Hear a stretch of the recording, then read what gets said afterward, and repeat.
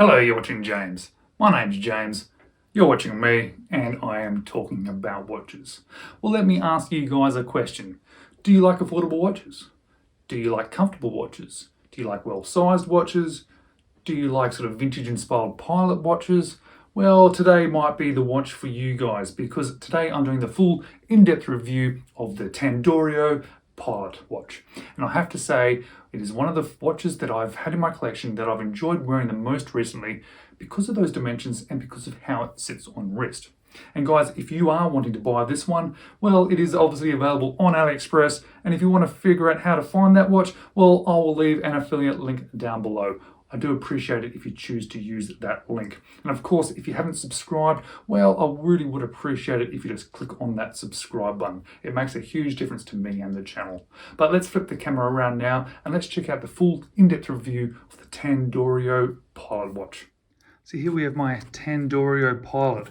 Now this one does come in a couple of options. You can get it with the NH35, which is the one that I bought on this occasion, and it costs 110 Australian dollars. Or you can get it with the PT5000, which costs a little bit more at 140 Australian dollars. Comes with a little few bits and pieces.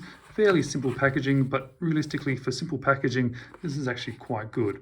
And it presents the watch nicely and it keeps it safe in the travel to your front door. And what a great looking watch. Check out those hands, check out the font they've used on those numbers there, and check out the overall size, because I think one of the biggest things about this watch that I've been enjoying is the size of this watch.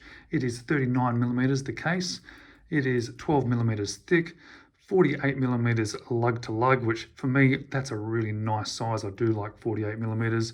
We have a lug width of 20mm, and on this supplied sort of strap here, we're looking at 73 grams. But let's put that aside because I want to talk about some things that I think are absolutely fantastic about this watch, things that I've been really enjoying. And firstly, it is the overall aesthetic look of it. It's a fairly simple watch when it comes down to it, but it is a really cool looking watch. It has quite a shiny sort of black surface, and if you get it at the right sort of angle, and I'll put some outdoor footage in as well, it actually has an almost sunburst type effect to it. We have a sort of a minute track around the outside that's printed on. In loom, we've got sort of printed all those numbers. The hands are rather interesting. I like this sort of cathedral style. I like the look. But what's interesting about it is the surface that they've used. Because you can see, obviously the cathedral style, you can see standing out with the loom, but the rest of it are actually dark. They're not silver, they're not polished silver, they're not brushed silver. They're sort of almost like a brown color, which I think is a bit of a weird sort of choice, to be honest. I think what it does then is it takes away from one of the best features of this watch. But if you look really closely at those hands, you actually see they're quite long, and it's not immediately obvious because of the colors of them. But that minute hand touches all the way out there to that outer track. The second hand goes all the way to that outer track as well. The hour hand's nice and long too. Really, really cool. There's a little bit more printing on there if you look really closely. There's some sort of numbers up and around behind the hour markers. It sort of says 60, 5, 10, 15, etc. It's almost like a railway pattern track around the outside, but it's slightly segmented. Just a bit of a cool sort of feature. From a distance, you don't generally see it, but when you look up nice and close, it's just a little extra feature. It's pretty much all brushed, the case of this one, or in fact, it is all brushed. We've got a solid stainless steel brushed bezel insert there, brushed on the tops, brushed on the sides. We've got an unguarded crown, a little bit of polish on the end of the crown, which is a little bit of an odd, interesting choice as well, since everything else is brushed. But a really nice shape of watch as well. I really like this sort of fairly simple but very sort of nice sort of pilot style, field sort of style watch. And I do like the case back. When it comes to simple case backs, and I've said it before, but if you're going to have a simple case back, do something like this, something that looks quite neat and tidy. I do like it. On the back here it says sapphire crystal, automatic movement, all stainless steel, water resistant, 200 meters. So as we said, it has a sapphire crystal with a screw down crown. It says it has 200 meters of water resistance. This one contains the NH35, the Seiko, which means it is hand winding, and it also does have hacking. However, being the NH35, it also has a ghost position. So yeah, you can feel that moving around. And of course, to achieve that 200 meters of water resistance, we have a threaded crown, And it's nice and easy to screw down. It's a really nice size crown, unguarded obviously. But containing that Seiko NH35, I always do like sticking them on the time grapher to see how each individual movement that I've bought in watches performs. So let's see how this one does. Well, there's not a bad set of numbers. As we expected, 21,600 vibrations per hour, perfect beat error, which is lovely to see. Amplitude's probably a little bit low, but it's perfectly fine.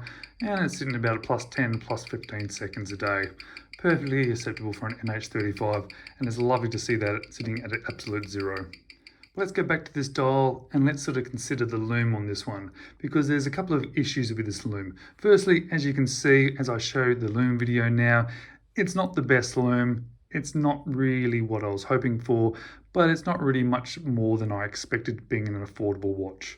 But more importantly, or more concerning or more disappointing to me, is the different colors in the lume used on both the numbers and the hands. To me, that does stand out a little bit, that mismatch in colors during the day. And I think it's a bit of a disappointment. If that was matching, I would like this watch even more than I already do. The strap, it's probably the worst strap I've ever bought. It's actually comfortable, it's okay, it sort of suits the watch. I have been wearing on a few different straps, but I've brought it back to this not only for the review, but also because I think it's this is the one it came with, so maybe I should try and give it a little bit more of a go. Try not to dismiss it straight away. What I'm going to say is the hardware on it is actually really nice. If I was going to keep this one long term, I'd get a really nice brown leather strap and swap the hardware over. But what it does do is it sits lovely on wrist. One of my absolute favourite parts about this watch is how nicely it wears. It's just been a very nice, easy watch to wear. Something that fits well, sits well, and is comfortable. And obviously, super legible dial. These pilot style watches are designed to be very legible. It's one of the big standout features of all sort of pilot watches is their legibility. So what do I like about this watch? What don't I like about it? And what would I change?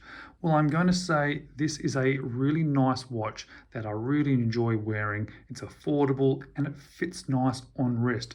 So from a like perspective, there's a lot to like about this watch. But unfortunately, there's a few things that I would definitely change because I don't like them as much. Firstly, that mismatch in lume between the hands and the numbers. It does sort of, it stands out to me a little bit and it's disappointing. It'd be lovely to see them matching. And talking about the hands, having them in a brown color or a dark color is a very odd choice and certainly not one that I would have chosen. So I would definitely change that to a brushed silver. It would make them stand out more, be more of a feature, and then you'd actually be able to see the syringe tip on that minute hand too. The strap obviously is not the best, and it'd be great for it to come with a slightly nicer strap, but realistically I always say, especially on affordable watches, I'm quite happy for it to come on a cheap strap because I'm likely to swap it out anyway.